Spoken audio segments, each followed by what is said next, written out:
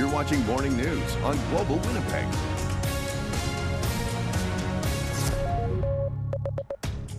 Good morning. Thanks for joining us here on the Morning News. Well, she is one incredibly busy lady, helping bring a feeling of connection between people with their loved ones who have passed away. And Lisa Scrivens joins us this morning on the Morning News. Thanks for coming in today. Yeah, nice to meet you. So tell us about the work that you do and how you first got started. I never intended to be a medium, and I always had a strong intuition as a child. I could sense and feel and see, I believe, spirit. And as I got older, I kind of pushed that away and decided to kind of have, you know, an education and a professional career. And as I came into my 30s, it started getting stronger and stronger. And so what was it about you that didn't want to actually pursue anything along that line? Well, I was in the field of social work. Yeah. So sometimes we think, you know, if you're hearing things that you may have some sort of mental health issue. So I was really concerned about what people would think of me and if actually what I was experiencing was true. So how did you become comfortable with that feeling that you had? I think when I give messages to people and when it resonates with them, when I give them information that maybe they only know, or that there's nobody else in the world that can know that information except for very close family members, it brings a feeling of peace and joy to their hearts.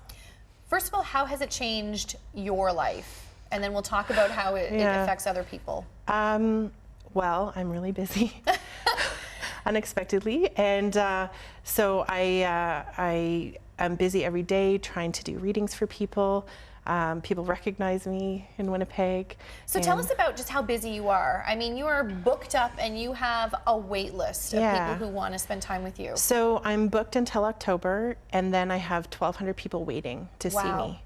Yeah. And so what kind of impact does that have then on other people's lives who you sit with and talk with? I get letters every day and they still take my breath away. People saying that I was able to give them peace in an hour that they haven't been able to get in 20 years. And so what are some of the messages then that you're sharing with people?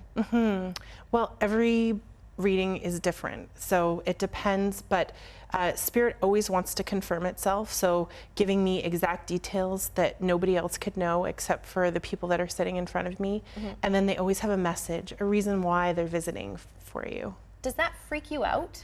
Absolutely. Yeah. Absolutely. Yeah, I mean, I leave some of my days, and you can, you know, if you talk to people that have had readings, sometimes I get freaked out. Yeah, absolutely. What are some of the messages that are that stick with you? You know, one thing that really sticks with me is people that have lost children. And I have children, so it's very close to my heart. And so when they're able to connect, usually after the session, I have a good cry too. Sometimes I cry in the session. But, you know, the power between, you know, parent and child, those stories stick with me, and their ability to maybe say their name, how they passed away, you know, any particular things that happen right before their passing is just amazing. What do you say to skeptics? Because there are a lot of them out there who think that it's hokey and that you've just done your research and your legwork and you just know how to ask the right questions to get the right reactions, that sort of thing. Well, you know what? I always say we all have a right to believe what we need or want to believe in our lives. And so some people ask me to believe things and I don't believe them, so I'm not expecting everybody to believe what, you know, what I'm doing. And so, you know, we all have our beliefs. So you started out with social work and you've left that behind now because this is taking up all of your time. Yes. How do you feel about making that shift and that change? A lot of what I do is social work still.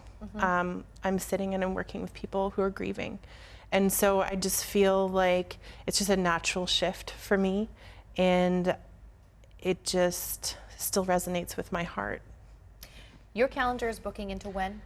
Well, I'm booked till October. Wow. Yeah, so I'm booked 14 to 16 months in advance. So there's people just waiting, yeah.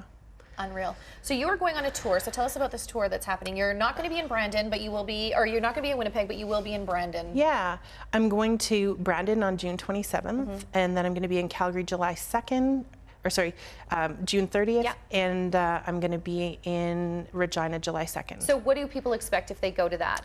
Well, it's a big group event, so I just walk in the crowd and I start talking to people and giving them messages from the other side.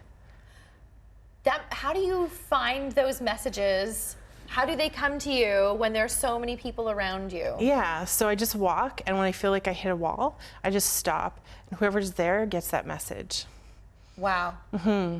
Amazing stuff. So that is coming up 27th in Brandon. Lisa, Yeah. thank you so much for Thank coming you and so joining us much. this morning. Really appreciate it. Yeah. We've got more coming up here on the Morning News on Global Winnipeg. We'll take you through your local news headlines, and we'll check in with Mike Onken, who is at the Esplanade Royale for Bike to Work Day.